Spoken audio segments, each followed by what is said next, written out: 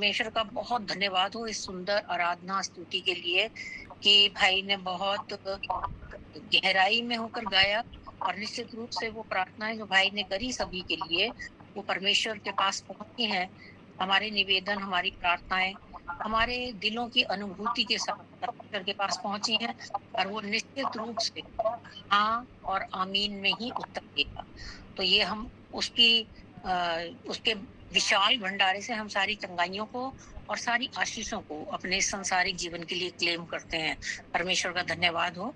सारा आदर, हम सारी महिमा उसके चरणों में उंडेलते हैं और इस प्रार्थना को अपने प्यारे मसीह के नाम से मांगते हैं।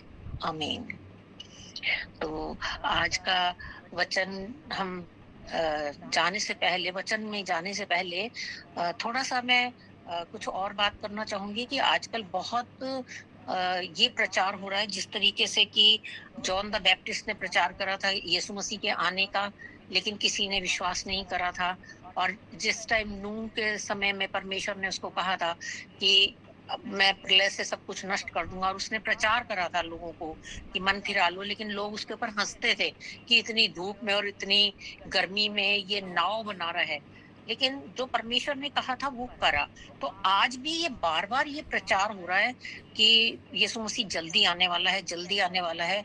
और उसके बहुत सारे चिन्ह यीशु मसीह ने अपने दृष्टांतों में बताए भी हैं। और मत्ती का 24वां अध्याय अगर आप पढ़ते हैं तो उसके अंदर ये सारी चीजें आपको मिलेंगी।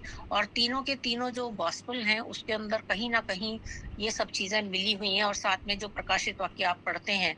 पर मैं थोड़ा सा आपका ध्यान इसमें लेके आना चाहूंगी कि पहले ये जो सृष्टि की रचना हुई, परमेश्वर ने सारी की सारी रचना जो है वो मिडिल ईस्ट से करी, और इजराइल उसका प्यारा था।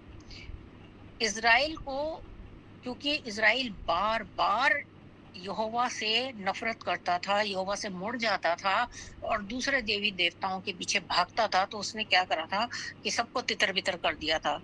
और शायद आप सब लोग जानते होंगे कि 1900 सालों के बाद इजराइल की पुनः स्थापना हुई थी 1948 में। सन 1948 में इजराइल जो है दोबारा बना था, और तब विभिन्न देशों ने उसको मान्यता दी थी। और पूरे वर्ल्ड के इतने से बड़े सारे नक्शे में छोटा सा देश इजराइल है। तो जो मैं परमेश्वर चाहता था कि मैं आपसे शेयर करूं वो ये बात है कि 1967 से 1967 से जितने भी ये इजरायली लोग हैं जो कि यहूदी हैं, ये इस कोशिश में लगे हुए हैं कि टेम्पल को दोबारा से बनाएं। टेम्पल को दोबारा से बनाने के लिए इन्होंने बहुत सारी चीजें बना ली हैं। उन्होंने सेक्रेड जो वर्शिप वेसल है उसको भी बना लिया है। और बहुत जैसे जैसे खुदा ने बताया था कि भाई मेरा मंदिर किस तरह से बनेगा, वो सारी चीजें उन्होंने बना ली हैं। और इस सबको देखने के लिए वहां पर टेम्पल इंस्टीट्यूट के नाम से एक संस्था है जो कि इन सब चीजों को देख रही है। और कम से कम 500 लेवी लोग जो हैं उनको उन्होंने ट्रेन कर दिया है प्रीस्ट की तरह, जैसा कि परमेश्वर ने कहा था कि ये याजक जो हैं होने चाहिए जो कि भेंट चढ़ाएंगे।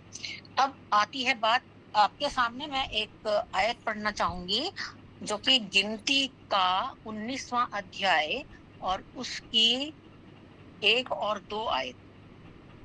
गिनती उसका 19वां अध्याय और उसकी पहली और दूसरी आयत है, जहां पे कि परमेश्वर ने इस तरह से कहा था, फिर यहोवा ने मूसा और हारून से कहा, व्यवस्था की जिस विधि की आज्ञा यहोवा देता है वो ये है कि तो इजराइलियों से कह कि मेरे पास एक लाल निर्दोष बछिया ले आओ जिसमें कोई दोष ना हो, जिस पर जुआ कभी ना रखा गया हो। जिस पर जुआ कभी ना रखा गया हो, सिर्फ ये पहली आयत पढ़ने की मुझे। तो यहाँ पर एक लाल बछिया का वर्णन है। और अब जो है ये कोशिशें हो रही हैं कि ये लाल बच्चियां जो है सन 1997 से लेकर और 2002 तक के बीच में 2 बार जो है ये बच्चिया को देखा गया, लेकिन उसके अंदर कहीं ना कहीं कोई दोष पाया गया। कहीं पे तो कोई सफेद बाल आ गए या कुछ डिफेक्ट आ गया, क्योंकि यहोवा ने ये कहा था कि ये बच्चियां जो है निर्दोष होनी चाहिए, इसमें किसी प्रकार का कोई दाग नहीं होना चाहिए, कोई धब्बा नहीं होना चाहिए। ये इसलिए उस चीज को जो है ये खत्म कर दिया गया। फिर ये एक एक एक गाय की एक नस्ल होती है रेड एंगस, एक नस्ल होती है रेड एंगस, उससे जो है अब ये लाल बछिया को तैयार कर रहे हैं। और यूएस में तैयार की गई थी 5 बच्चियां, वो भेजी गई इजराइल के अंदर, लेकिन हर एक के अंदर कुछ ना कुछ दोष था, इसलिए उसको रिजेक्ट कर दिया। और जो ये चीज इसमें अभी कार्रवाई चल रही है, और जो मंदिर बनने का है, मंदिर का बनने का सारा सामान तैयार हो गया है। अड़चन कहाँ पर आ रही है इनको कि वो आप सबको पता है कि पैलेस्टीन का और इजराइल की लड़ाइयां चलती रहती हैं। वो सिर्फ उस जगह के लिए है, मोरैया पहाड़ के लिए, जहां पर कि परमेश्वर ने अब्राहम से कहा था कि अपने बेटे को बलि कर। तो ये बच्चियां जो है उस जगह पर बलि की जाएगी, लेकिन वो जगह अभी तक इनको मिली नहीं है, इसलिए वो टेम्पल बन नहीं पा रहा। और ये बच्चिया का अभी पूर्ण रूप से ये भी विकसित नहीं हुई है, उसको भी तैयारियां कर रहे हैं ये लोग। और बहुत पैसा इसके ऊपर खर्च किया जा रहा है कि ये जो बच्चिया है उसको किस तरीके से जो है निर्दोष बनाकर इसको डेवलप किया जाए। क्यों? क्योंकि यहूदी लोग जो थे ये यहोवा को मानते थे। अब आप देखिए यहाँ पर होगा क्या कि यहूदी लोग सेक्रीफाइस करेंगे, मतलब वो पुरानी व्यवस्था को लेकर आएंगे, और यहाँ से यीशु मसीह जो है हमारा, वो हमें नई व्यवस्था के अंदर लेकर जाएगा। और जिस दिन ये बच्चिया जो है ये सेक्रीफाइस की जाएगी, ये समझ लीजिए कि उस दिन से दुनिया का जो है अंत जो है वो आ गया है। ये एक महत्वपूर्ण निशान है इस बात का कि जो यहूदी हैं अभी भी वो यीशु मसीह को अपना उद्धारकर्ता स्वीकार नहीं करते हैं। इसीलिए जब यीशु मसीह स्वर्गारोहण में ऊपर उठाए गए थे तो उन्होंने 28वें अध्याय के आखिरी आयतों में यही कहा था अपने चेलों से कि जाओ पूरे संसार में मेरा प्रचार करो, हर जाति के लिए मेरा प्रचार करो। हम उन्हीं में आते हैं। ये अगर यहूदी उस टाइम यीशु मसीह को स्वीकार कर लेते तो हमारे लिए उद्धार का मार्ग कभी भी नहीं खुलता। तो एक मतलब ये एक कारण था कि हमारे लिए उद्धार का मार्ग जो खुला है वो यहूदियों ने यीशु मसीह को इनकार कर दिया, इसलिए खुला है। तो ये जो जानकारी है मैं चाहती, मतलब परमेश्वर ने मेरे दिल में डाला कि मैं आप सबसे वचन से पहले ये वाली जानकारी जो है इसको शेयर करूं। और आप लोग भी इस चीज को पढ़ सकते हैं। ये सारी चीजें जो हैं आप लोगों को ऑनलाइन मिलेंगी कि किस तरीके से जो है डेवलपमेंट हो रही है इन सब चीजों में। और निश्चित रूप से ये मंदिर का बनना तय है, तीसरा मंदिर बनेगा और ये सेक्रीफाइस भी होगा। और ये बच्चिया जो है ये बिल्कुल निर्दोष बच्चिया जो है वो बन के भी तैयार होगी, क्योंकि परमेश्वर ऐसा करेगा, उसका वचन यही कहता है और ये करेगा। तो आज हम अपने अब वचन की तरफ चलते हैं कि परमेश्वर ने हमें कौन सा भोजन दिया है, वो हमसे क्या चाहता है। और उससे पहले कि हम ये वचन के विवरण में आगे जाए, मेरा एक सवाल है आप लोगों से कि आप लोग क्या कर रहे हैं। एक सवाल है कि आप लोग क्या कर रहे हैं।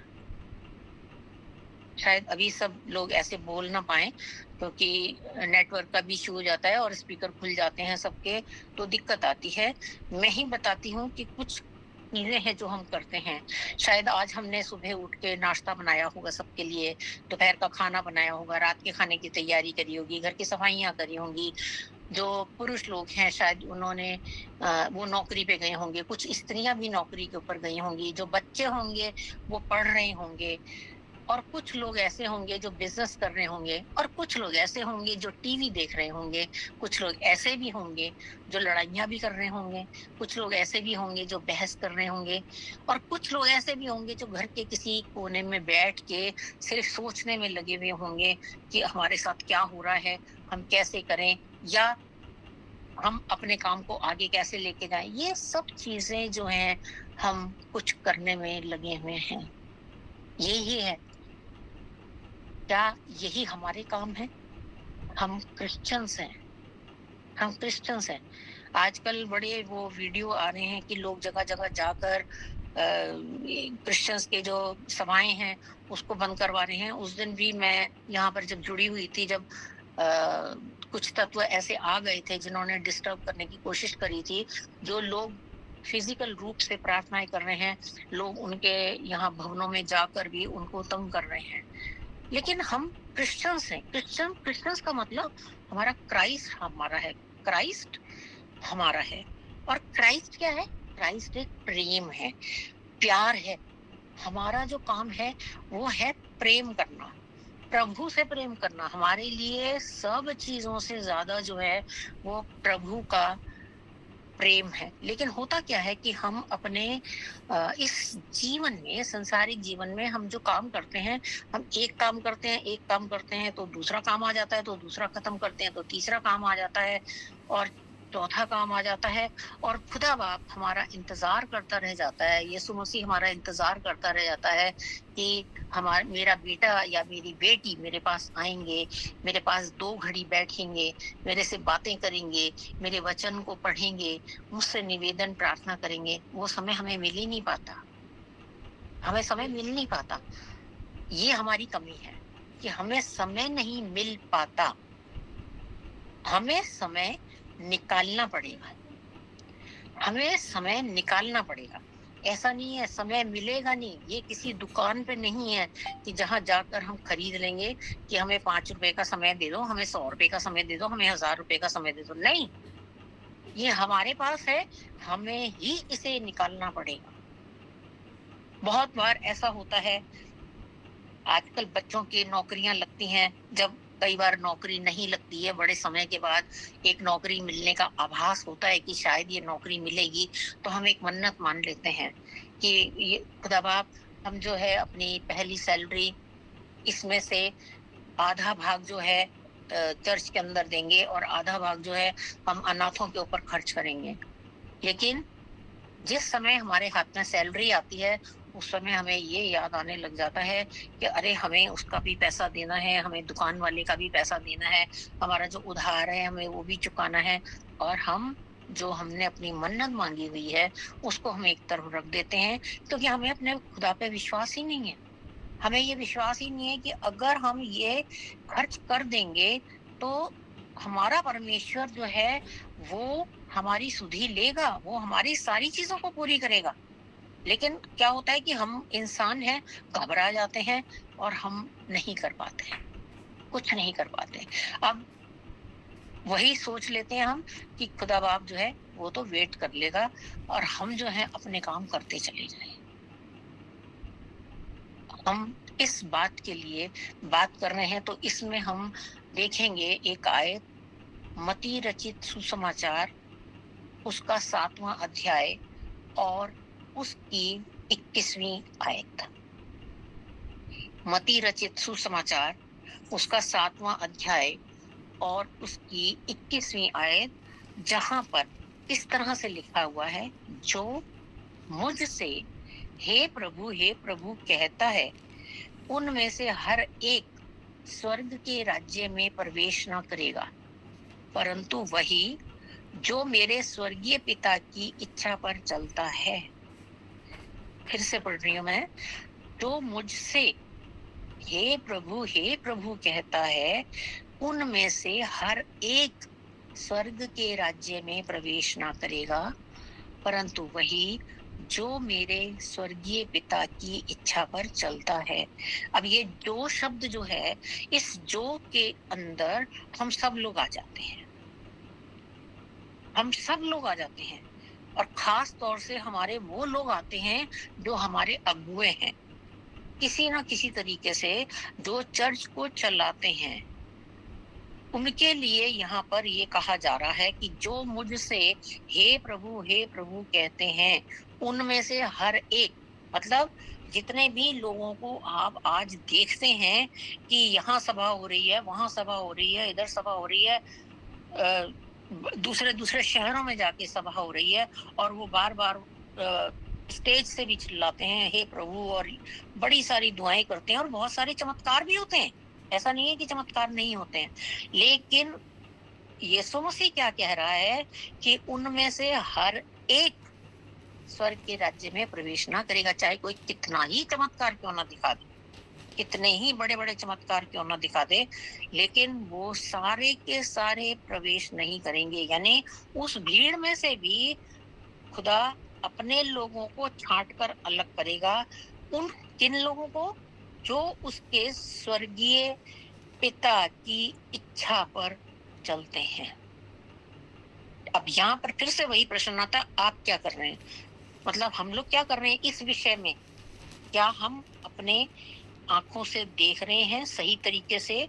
अपनी जो समझ परमेश्वर ने हमको दी है, क्या हम उसका सहारा ले रहे हैं, या हम बाहरी चमक दमक में खो जाते हैं कि बड़ी सी स्टेज है, अच्छे अच्छे कपड़े पहने हुए हैं, चमकदार, उन्होंने लाइट लगा रखी है, और हाथों में तरह तरह की घड़ियां पहन रखी हैं, पर हमें सच्चाई नहीं दिखाई देती उस चमक के आगे।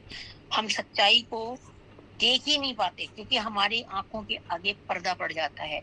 तो यहाँ पर परमेश्वर ये कहना चाह रहा है कि आप जो हैं वो इंसान को फॉलो कर रहे हैं या प्रभु को फॉलो कर रहे हैं। बहुत बड़ा प्रश्न है ये कि हम क्या कर रहे हैं। क्या हम इंसान को फॉलो कर रहे हैं या हम प्रभु को फॉलो कर रहे हैं? क्या हम एक इंसान के पीछे भाग रहे हैं या हम प्रभु के पीछे भाग रहे हैं?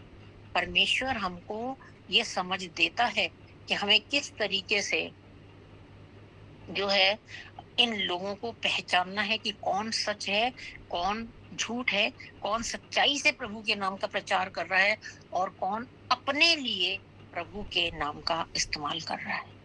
इसके साथ साथ हम ये जानते हैं कि संसारिक उलझनें बहुत सारी हैं, पर हम अपने उद्धार के लिए क्या कर रहे हैं? हम सब जानते हैं कि ये दुनिया जहां पर हम रह रहे हैं, ये हमारे लिए एक स्टॉपेज है। ये उस तरीके से स्टॉपेज है जैसे हम एक लंबी दूरी की यात्रा पर निकलते हैं और ट्रेन जगह जगह पर रुकती है, और रुकने के बाद वो चलती है और एंड में आकर वो अपने स्टॉप पर पहुंचती है, जो उसका गंतव्य स्थान होता है वो वहां पर पहुंचती है। तो हमारी संसार के अंदर यही जर्नी है। ये संसार, ये धरती हमारे लिए एक स्टॉपेज है। इसमें हमें कुछ समय के बाद चले जाना है। मैं सोचती हूँ कि हमारे आसपास कोई भी ऐसा व्यक्ति नहीं होगा कि जब उनके अंतिम समय में स्वर्गदूत उनको लेने आए तो उन्होंने ये कह दिया हो कि अरे रुको, अरे भाई अभी रुको, अभी मुझे जो है अपने बच्चों की शादी करनी है, मेरे पास अभी समय नहीं है कि मैं तुम्हारे साथ चल सकूं, मैं इस शरीर को छोड़ के जा सकूं। मेरे को लगता है कि ऐसा एग्जाम्पल किसी के भी पास नहीं होगा। हमें उस निश्चित समय पर जाना ही है। हमारे पास बहुत थोड़ा सा समय है। जो भी हमारा जीवन है, अगर हम ये सोचते हैं कि आज हम 16 साल के हैं या आज हम 20 साल के हैं, चलो अभी हमारा 50 साल तक का तो जीवन है, हम उसमें चलो कर लेंगे, लेकिन ऐसा नहीं है। हमें नहीं पता हमारा जीवन कितना है, हमें नहीं मालूम कि हमारा जीवन कितना है। थोड़े ही समय का जीवन है। हो सकता है 80 वर्ष का भी हो जाए और हो सकता है 20 वर्ष का भी हो सकता है 30 वर्ष का भी हो, पर हम अपनी आत्मा को बचाने के लिए क्या कर रहे हैं? बाइबल हमें सिर्फ एक एग्जाम्पल ऐसा बताती है कि जहां पर उम्र को बढ़ाया गया। आप सबको पता होगा राजा हिजकिय्याह के बारे में, आप सब लोग जानते हैं, जो कि दूसरा राजा और उसके 20वें अध्याय में उसका वर्णन मिलता है। उसको जब खुदा बाप ने बहुत सारी आशीषें दी तो उसके अंदर एक घमंड आ गया। उसके अंदर एक घमंड आ गया कि मैंने ये करा, मैंने ये करा, मैंने वो करा। ईश्वर को बहुत ज्यादा तकलीफ हुई, तो उसने यशायाह भविष्यवक्ता को उसके पास भेजा कि उसको जाके कह दे कि अब तू मरने वाला है। जब उसने ये सुना तो वो अंदर से हिल गया, यानी परमेश्वर भी चाहता था कि वो रिपेंट कर ले, और उसने वही करा। उसने रिपेंट करा। तुम्हारे साथ नहीं जा पाएंगे। और क्या स्वर्गदूत छोड़ देते हैं? नहीं, वो लेके जाते हैं हमें। क्यों? क्योंकि हमारा समय पूरा हो चुका है। और सबसे यहाँ पर एक जो चीज हमको सीखने को मिलती है हिजकिय्याह के एग्जाम्पल से, कि घमंड, क्योंकि ईश्वर को घमंड से चढ़ी आंखें बिल्कुल पसंद नहीं आती, और वो घमंड जो है वो हमारी आत्मा को भी ले डूबता है। इसलिए हमें हिजकिय्याह की तरह उसकी युक्ति को काम में लेकर आना चाहिए। दूसरा राजा उसके 20वें अध्याय की दूसरी आयत में क्या लिखा हुआ है कि उसने दीवार की ओर मुंह फेरा। उसने दीवार की ओर मुंह फेरा, यानी क्या करा? वर्ल्डली चीजों से, संसारिक चीजों से उसने अपने आप को अलग कर लिया। बहुत सारी चीजें हैं संसार के अंदर जो हम करते हैं। कुछ ऐसी होती हैं जो हमारे माँ बाप कहते हैं कि भाई ये अच्छी है, ये तुम कर सकते हो। और कुछ ऐसी होती हैं कि जो हमारे माँ बाप भी शुरू से कहने लग जाते हैं कि ये चीज सही नहीं है, ये चीज सही नहीं है। जैसे हो गया बीड़ी पी लेना, तंबाकू खा लेना, सिगरेट पी लेना, शराब पी लेना, और बहुत सारी चीजें ऐसी हैं कि जो ऐसे काम हैं जिसको फिर हमारे माँ बाप मना करते हैं कि भाई ये काम नहीं करना है, ये काम नहीं करना, ये अच्छा काम नहीं है। तो उसने भी क्या करा था कि उन सारे कामों से अपना मुंह फेर लिया, अपने आप को अलहदा कर लिया। मतलब एक तरीके से उसने अपने आप को एक जगह पर बंद कर लिया, सब चीजों से अलग कर लिया उसने। कोई उसने अपना राज्य नहीं देखा, कुछ नहीं देखा, उसने अपना मुंह फेर लिया सब चीजों से। हमें भी यही करना है कि हमें जो संसारिक चमक दमक जो हमें शैतान दिखाता है, हमें उससे अपना मुंह फेरना है। दूसरा काम उसने क्या करा? उसने प्रार्थना की। फिर उसने जमकर प्रार्थना करी। क्यों प्रार्थना करने की जरूरत क्या है? जिससे कि हमारा कनेक्शन जो है खुदा के साथ बन सके। बहुत जरूरी है हमें प्रार्थना करना। हमें वो रास्ते पे चलना बड़ा जरूरी है जो रास्ता हमें खुदा के पास लेकर जाता है। तीसरी बात जो उसने करी, वो फूट फूट कर रोया, यानी रिपेंट करा। फूट फूट कर रोया। उसने अपने घमंड के ऊपर अपने आंसुओं से उस घमंड को धो दिया कि नहीं, परमेश्वर सब कुछ आप ही है। उसने इतना रिपेंट करा कि परमेश्वर ने खुश होकर उसकी आयु को 15 वर्ष बढ़ा दिया। हमें भी यही सब करना है, अपनी आत्मा को बचाने के लिए हमें यही करना है। इब्रानियों 5 मेरे साथ निकालेंगे, इब्रानियों 5 और उसकी 7वीं आयत, अगर किसी को मिल जाए तो प्लीज पढ़ दीजिएगा। इब्रानियों 5 और उसकी 7वीं आयत। ऊंचे ऊंचे शब्दों से पुकार कर। अब आप कहीं पर भी बाहर सड़क के ऊपर खड़े होकर अगर ऊंचे ऊंचे शब्दों से पुकारेंगे तो आसपास के लोग कहने लग जाएंगे कुछ पागल हो गया है शायद या ये स्त्री को पागलपन के दौरे पड़ रहे हैं। इसीलिए परमेश्वर ने ये कहा है कि जा अपनी कोठरी के भीतर जा।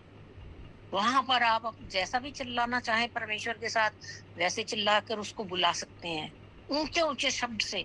लेकिन ये नहीं है कि उसको डांटते हुए कि खुदा तू नीचे उतरा, मेरे लिए ये काम कर दे, तूने ये काम नहीं करा। आजकल हम यही करने लगे हैं अपनी प्रार्थनाओं में। हम परमेश्वर से विनती कहाँ करते हैं? हम परमेश्वर से प्रार्थना कहाँ करते हैं? हम तो उसको आदेश देते हैं प्रार्थनाओं में। जब भी हम प्रार्थना करते हैं, हे प्रभु तू ये कर दे, हे प्रभु आज मेरा बीमार हूं मैं, मेरे को मेरी बीमारी को दूर कर दे। उसको सोचने का मौका भी तो नहीं देते हम कि क्या वो ठीक करना भी चाहता है कि नहीं, या उस बीमारी से जो उसने हमको दी है अपना कोई चमत्कार दिखाना चाहता है। हमने कभी ये कहा ही नहीं, हमने कभी ये सोचा ही नहीं, क्योंकि हम यहाँ की जिंदगी को सब कुछ समझ बैठे हैं। ये जिंदगी तो थोड़े दिनों की है। हमें अपने परमेश्वर को खुला हाथ देना है। हमें अपने परमेश्वर को बांधना नहीं है। यीशु मसीह चाहता तो बहुत कुछ कर सकता था, वो तो खुदा का बेटा था। वो चाहता तो वो मृत्यु को भी अपने पास से हटा सकता था, मरने की भी जरूरत नहीं थी उसको। लेकिन फिर भी उसने विनती करी, प्रार्थना करी, भक्ति करी गई और उसी के कारण उसकी सुनी भी गई। इससे बड़ा उदाहरण हमें कोई और मिल नहीं सकता। हम अपने अपने उदाहरण दे सकते हैं, हम अपनी गवाहियां दे सकते हैं कि हमारी ये गवाही है, हमने ऐसे किया तो हमें परमेश्वर ने ये दिया। बड़ी अच्छी बात है ये कि हमारे को गवाहियां देने का मौका मिलता है, क्योंकि परमेश्वर हमारे आंसुओं की कीमत जानता है और वो हमें हमेशा उत्तर देता है। हम क्या कर रहे हैं? फिर वही प्रश्न आ जाता है कि हम कर क्या रहे हैं। हमें करना वही है जो पिता की इच्छा पर चलता है। जो मैंने पहले आयत पढ़ी थी जिसमें ये लिखा हुआ था कि, दोबारा से पढ़ूंगी मैं वो वाली आयत, मत्ती का 7वां अध्याय और उसकी 21वीं आयत, जिसमें दूसरा भाग ये लिखा हुआ है कि वही जो मेरे स्वर्गीय पिता की इच्छा पर चलता है, वो है जो कि प्रवेश करेगा। अब आपने सबने वो कहानी सुनी हुई है जो मत्ती के 21वें अध्याय में मिलती है। वहां पर क्या था कि एक पिता था। पिता ने अपने बड़े बेटे से कहा कि बेटा काम करने के लिए चलो, है ना। लेकिन बड़ा बेटा शायद अपनी किसी धुन में था, तो उसने एकदम से मना कर दिया कि मैं नहीं जा रहा ना। सबने पढ़ी हुई है ना ये वाली कहानी, मत्ती के 21वें अध्याय में है ये, कि मैं नहीं जा रहा। लेकिन 29वीं आयत कहती है कि वो फिर पछता कर गया। अब ये चीज पिता को नहीं पता थी कि भाई वो चला गया, तो उसने छोटे बेटे को भी कहा कि तू खेतों में चला जा काम करने के लिए। उसने कहा हाँ हाँ, हाँ पिताजी मैं जाऊंगा, हाँ पिताजी मैं जाऊंगा, लेकिन नहीं गया। और बड़ा बेटा जो था, उसने मन में शायद सोचा होगा कि मेरा पिता बूढ़ा है, मेरा पिता काम नहीं कर पा रहा, तो वो अपनी कही हुई बात से पछता कर चला गया। आप लोग क्या सोचते हैं कि कौन पिता की इच्छा पर चला, बड़ा बेटा या छोटा बेटा? मेरे को तो लगता है कि शायद बड़ा बेटा, क्योंकि उसने पहले मना कर दिया पर वो फिर गया। और छोटे ने कह दिया हाँ हाँ, लेकिन वो गया नहीं। हाँ बिल्कुल सही कहा अमन ने कि बड़ा बेटा जो है वो पिता की इच्छा को पूरा करा। मतलब क्या है इस बात का? इस दृष्टांत से हमें क्या पता चलता है कि परमेश्वर ये चाहता है कि एक्शन करें हम। एक्शन, वो हमसे एक्शन चाहता है। उसे चाहिए हम सिर्फ मुंह से ना बोलें कि हो यीशु मसीह हमारा पिता है, यीशु मसीह हमारा सब कुछ है। और जो हमें यीशु मसीह कह रहा है, जो हमें यीशु मसीह सिखा रहा है, वो हम कुछ करें ही ना। उसे एक्शन चाहिए। खुदा को हमसे एक्शन चाहिए। हम कह देते हैं हे प्रभु मैं तेरी सेवा करूंगा, अगर मेरा ये काम हो जाता है तो प्रभु मैं तेरी सेवा करूंगा, या मैं अपने दिन के 1 घंटे में प्रभु मैं तेरा ये काम करूंगा, तेरी सेवा करूंगा, या मैं चर्च में जाऊंगा सफाई करूंगा, या मैं चर्च के अंदर जाऊंगा तो मैं लोगों को पंक्ति दर पंक्ति बिठाने में मदद करूंगा, या मैं ऐसा करूंगा कि चर्च के अंदर अगर मुझे कोई बीमार मिला तो मैं उसकी सेवा करूंगा, उसकी देखभाल करूंगा। बहुत सारी चीजें हैं ऐसी कि जो परमेश्वर हमसे चाहता है, पर हमारा कोई एक्शन नहीं होता। हम जाते हैं बड़े सज धज के, हम लोग चर्च चले जाते हैं, वचन सुनते हैं, गाने गाते हैं, चंदा डालते हैं। हम अपनी ड्यूटी सिर्फ इतनी ही समझते हैं। हम कभी उससे आगे ये नहीं हमने सोचा कि हमें प्रभु के काम कैसे करने हैं। प्रभु को हम उसे अपना बाप कहते हैं, तो बाप को एक्शन चाहिए हमारे से। क्या हम वो एक्शन कर पाते हैं? क्या हम वो चीजें कर पाते हैं? हो सकता है यहाँ पर जैसे भाई मथियास जो हैं, ये ऑनलाइन चर्च का जैसे चलाते हैं, जब आप लोगों से वो कहते होंगे कि आज आज की वर्शिप आप करेंगे, या किसी और से कहते होंगे आज की वर्शिप आप करेंगे, तो आप लोग करते हैं। एक्शन है आप लोगों का,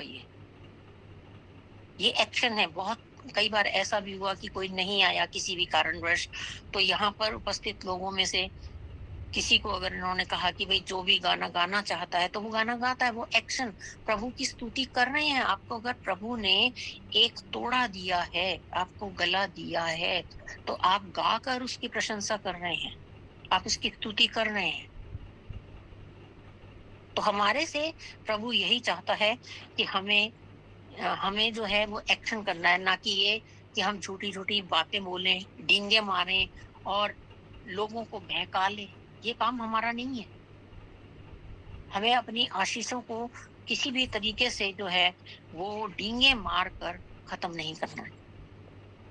हम इंसान को तो बहका सकते हैं डींगे मार के, पर क्या परमेश्वर को बहका पाएँगे?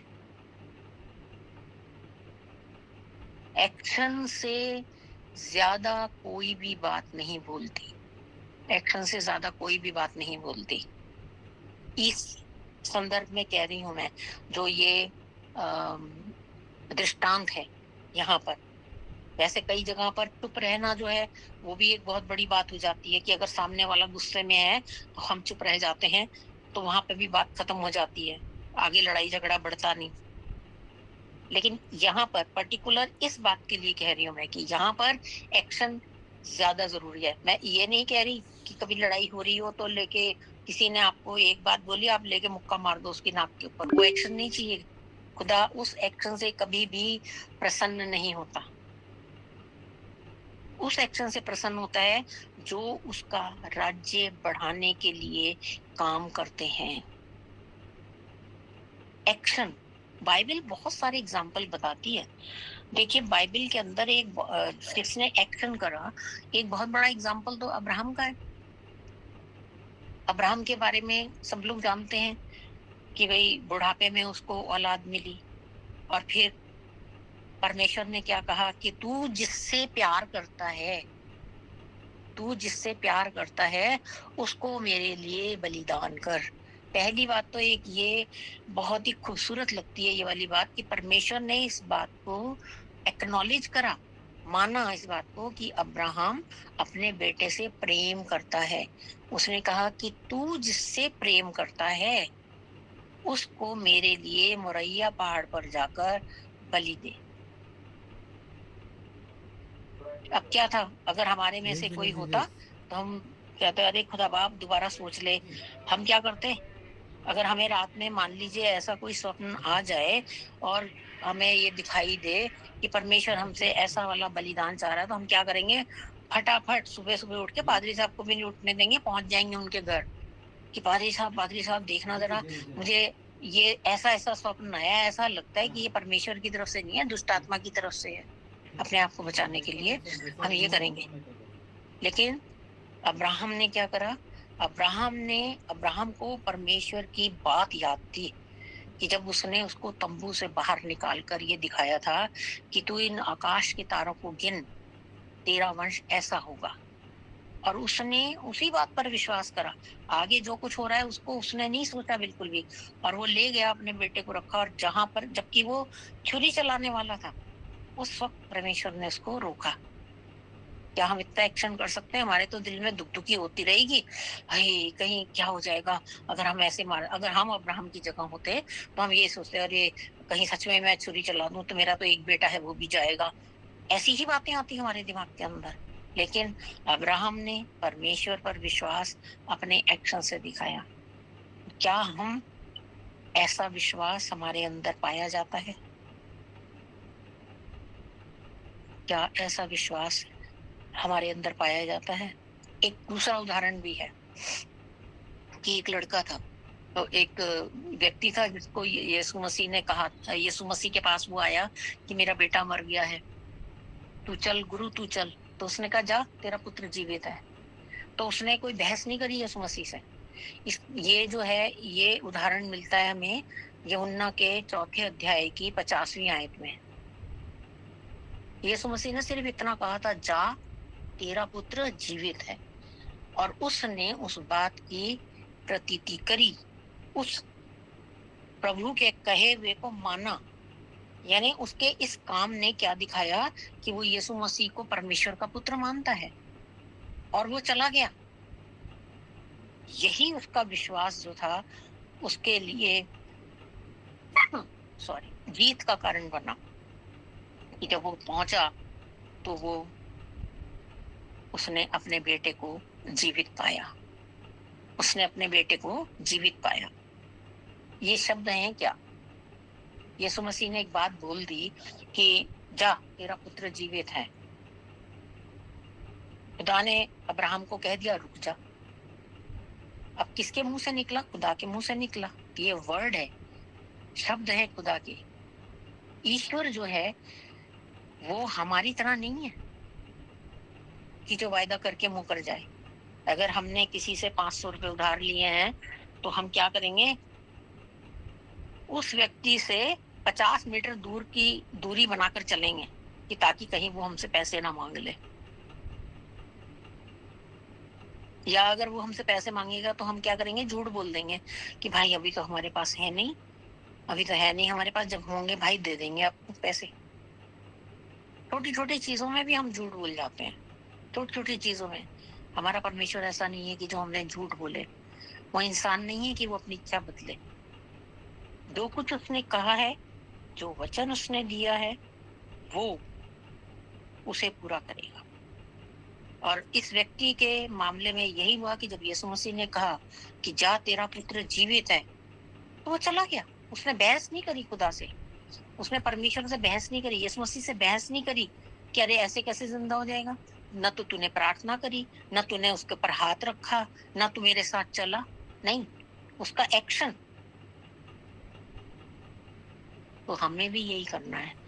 हमें इफ्सियों के चौथे बाब की 23वीं आयत को अपने ऊपर लागू करना है कि हमें अपने मन के आत्मिक स्वभाव में नया बनते चले जाना है। हम अगर ये प्रॉमिस करते हैं कि हम अब अभी तक तो हम आधा घंटा बाइबल पढ़ते थे, अब हम 1 घंटा बाइबल पढ़ेंगे। अभी तक तो हम सुबह शाम की प्रार्थना में कभी सुबह जुड़ जाते हैं तो कभी शाम को जुड़ जाते हैं, तो हम हर वक्त जुड़ेंगे। इसमें ये भी जरूरी नहीं है कि आप लगातार ऐसे बैठें। अब कई चीजों में ऐसे भी होता है कि सुबह की प्रार्थना में नौकरियों पे भी जाना होता है लोगों ने। तो अगर कहीं पर एक जगह पर वचन जो है चल रहा हो घर के अंदर, तो चलते फिरते अपने काम करते हुए भी आप सुन सकते हैं उस बात को, बजाय इसके कि ना सुने। तो आप ऐसे भी कर सकते हैं, ये एक्शन भी कर सकते हैं। आप प्रार्थना कर सकते हैं। आपके पास बहुत सारे गुण हैं। आपके आपके हाथ में परमेश्वर ने बहुत सारे तोड़े दिए हैं, बहुत सारे तोड़े हैं। जैसे मैं कुछ चीजों के नाम लूंगी कि कोई हो सकता है बैंक में काम करता हो आप लोगों में से, तो आपके ऐसे लोग, चाहे आपकी जान पहचान के हों या ना हो, किसी को बैंक में अगर जरूरत पड़ रही है, कोई फॉर्म भरना है या कुछ करना है, उसमें आप उनकी मदद कर सकते हैं। आप गाने गाकर परमेश्वर की महिमा कर सकते हैं। आप अगर मेडिकल लाइन में है तो आप किसी की मदद उनके बीमार होने पर या कोई चोट लग जाने पर कर सकते हैं। अगर आपको भोजन बनाना आता है और आपके चर्च के अंदर खाना हो रहा है, तो आप भोजन बनाने में मदद कर सकते हैं। अगर आपको भोजन बनाना नहीं आता, मटर छीलना तो आता होगा, वो तो जरूर डलती है खाने में, आप वो काम कर सकते हैं। तो आपको परमेश्वर ने बहुत सारे तोड़े दिए हैं। ऐसा नहीं है कि तोड़े ये सिर्फ यही होता है कि भविष्यवाणियां करनी है या हमें जो है वो वचन बांटना है बड़ी बड़ी जगहों में जाकर। ऐसा कोई जरूरी नहीं है। हम छोटे छोटे कामों से भी परमेश्वर की बड़ी महिमा कर सकते हैं। और ये भी कोई छोटा काम नहीं होता। क्यों? क्योंकि जो ऐसे बहुत बड़े बड़े काम होते हैं ना, वो तो लोगों को दिखाने के लिए होते हैं। और ये छोटे छोटे काम जो होते हैं, ये हमारे और परमेश्वर के बीच में होते हैं, जिसे परमेश्वर देखता है। क्योंकि परमेश्वर जो है वो मनों को जांचता है। मती के 7वें अध्याय की 22वीं और 23वीं आयत भी बहुत अच्छी आयत है, जो कि इसी से ही मिलती जुलती है। इसी के लिए ही है जो अभी हम वचन सुन रहे हैं, उसी से ही संबंधित है। मत्ती का 7वां अध्याय और उसकी 22वीं और 23वीं आयत। जहां पर इस तरह से लिखा हुआ है, शरीर का दिया नहीं, 7वां अध्याय 22। उस दिन बहुत से लोग मुझसे कहेंगे, हे प्रभु, क्या हमने तेरे नाम से भविष्यवाणियां नहीं करी? बड़े ध्यान से सुनिएगा, बहुत अच्छी आयत है ये।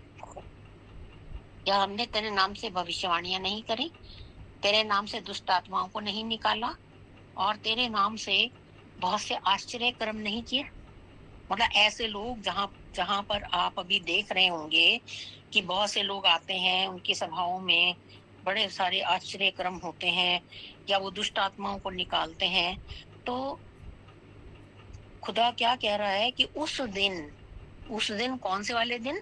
जजमेंट, जब जजमेंट होगा, न्याय होगा, बहुत से लोग मुझसे कहेंगे, बहुत भीड़ होगी, उसमें से कुछ लोग, जो बड़ी भीड़ होगी उसमें से कुछ लोग ऐसे कहेंगे, हे प्रभु, क्या हमने तेरे नाम से भविष्यवाणी नहीं करी थी कि हमें इस व्यक्ति के बारे में ऐसा दिखाई दे रहा है कि ये अब इसको नौकरी मिल जाएगी, हमें ये दिखाई दे रहा है कि वो 2 दिन के बाद बीमार पड़ेगा, हमें ये दिखाई दे रहा है कि वो कर्जे से मुक्त हो जाएगा, हमें ये दिखाई पड़ रहा है कि वो अभी कार लेने वाला है, हमें ये दिखाई पड़ रहा है कि वो घर खरीदने वाला है। क्या हमने ऐसी भविष्यवाणी नहीं करेंगी?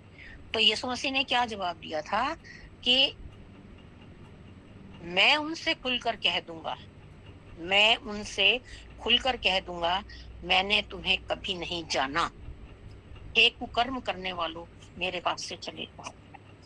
तो जो हम क्या कर रहे हैं, फिर वही वाली बात आ जाती है, हम क्या कर रहे हैं? क्या हम ऐसे लोगों के पीछे भाग रहे हैं कि जो बड़ी बड़ी भविष्यवाणियां करते हैं, चमत्कार दिखाते हैं, या हम अपना संबंध ईश्वर से बना रहे हैं छोटे छोटे कामों से?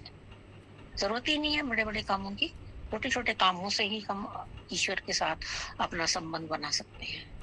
और ये जो है, ये बहुत खतरनाक वर्ष है, ये वाली वर्ष जो है, ये बहुत खतरनाक है, क्योंकि अगर आप देखिए तो आजकल आप सब लोग जानते होंगे उसको, कुकर मुत्ते को, जो बरसात के दिनों में हो गया, आजकल बरसात हो रही है, तो अगर आप अपने घर से बाहर निकलेंगे तो वो कुकर मुत्ते बहुत उग आते हैं, जो आपको दिखाई भी नहीं देता कि उनके बीज आते हैं, बट वो उगे आते हैं। बहुत सारे होते हैं कुकरमुत्ते, जिनको हम, कई कुकरमुत्ते ऐसे होते हैं, फुम्बी ऐसी होती हैं जिनको हम खाते भी हैं। लेकिन आजकल ये धार्मिक लोग, इस तरह के जो धार्मिक लोग हैं जिनको यीशु मसीह ने कंडेम करा है कि मैं तुम्हें नहीं जानता, ऐसे तो कुकरमुत्ते की तरह उगे आए, बड़ी मिनिस्ट्री चला रहे हैं यीशु मसीह के नाम पर, और बहुत सारे चमत्कार भी होते हैं, बहुत बड़ी भीड़ होती है। क्या है कि ये ऐसे लोग हैं कि जो सिर्फ अपनी इच्छाओं को पूरा करने के लिए यीशु मसीह का प्रचार करते हैं। हम हर हम ये नहीं कह सकते कि जो पास्टर है, जो वचन वो कह रहा है, वो बिल्कुल भी गलत है। जो ये वचन मैंने, सॉरी, मतलब अगर किसी को यहाँ पे कोई प्रचारक हो, अगर किसी को ये बात ऐसा लग रहा हो कि भी मैंने ये कहा, मैं ये कुछ नहीं कह रही हूँ, ये वचन कह रहा है, और अगर किसी को बुरा लगा हो तो मैं क्षमा मांगती हूँ उस चीज के लिए।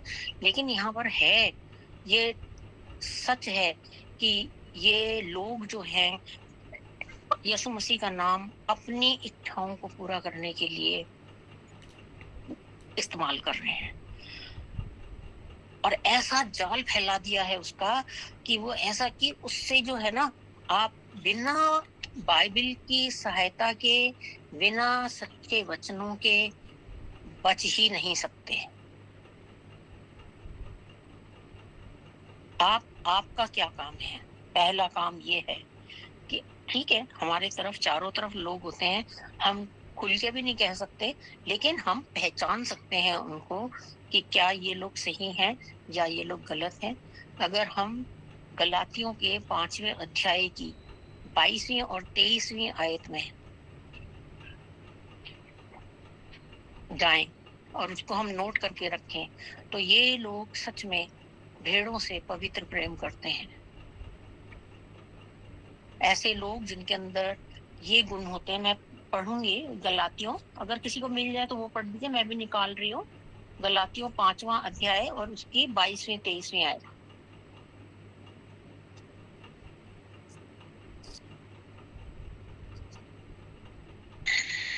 हालेलुया।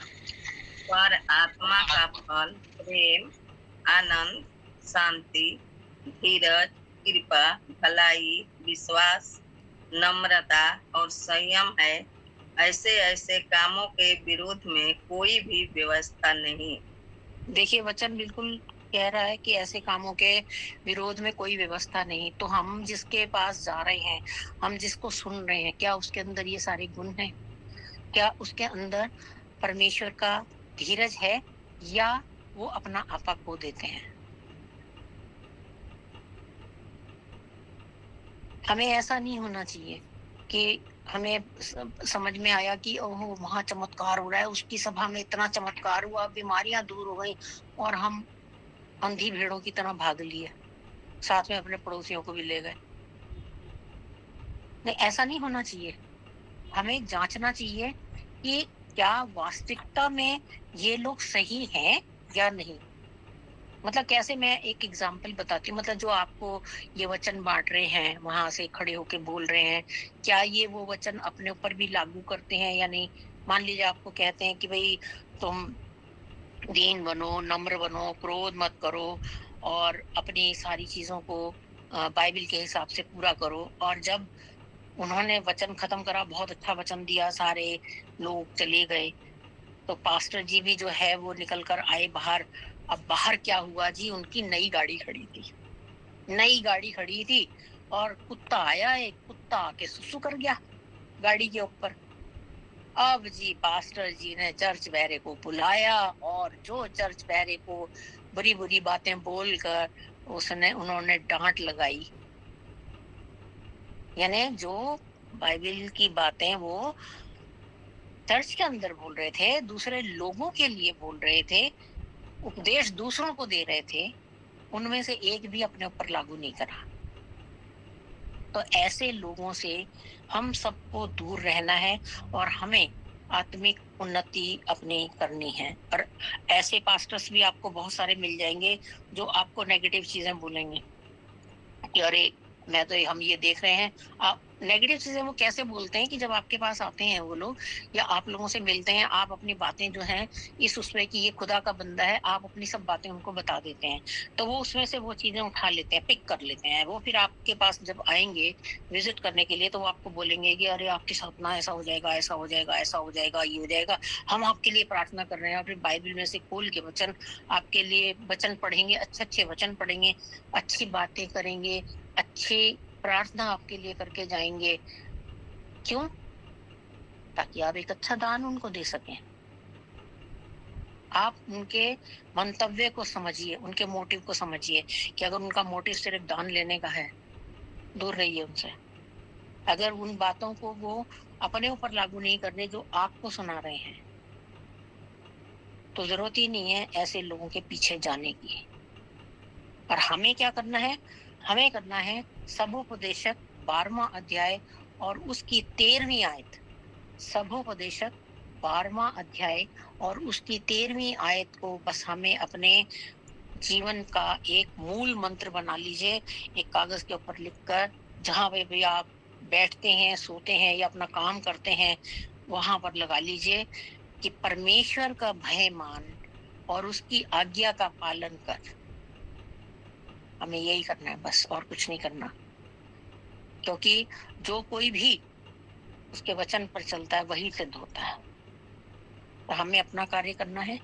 हमें परमेश्वर का भय मानते हुए संपूर्ण मन से उसके ऊपर, ये आयत इन्होंने लिखी है, सब कुछ सुना गया।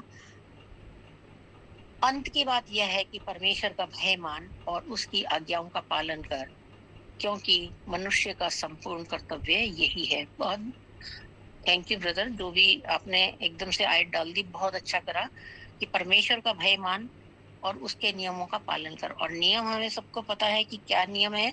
हमें मुख्यतः रूप से 10 नियम दिए गए हैं, वो हमें पालन करने हैं।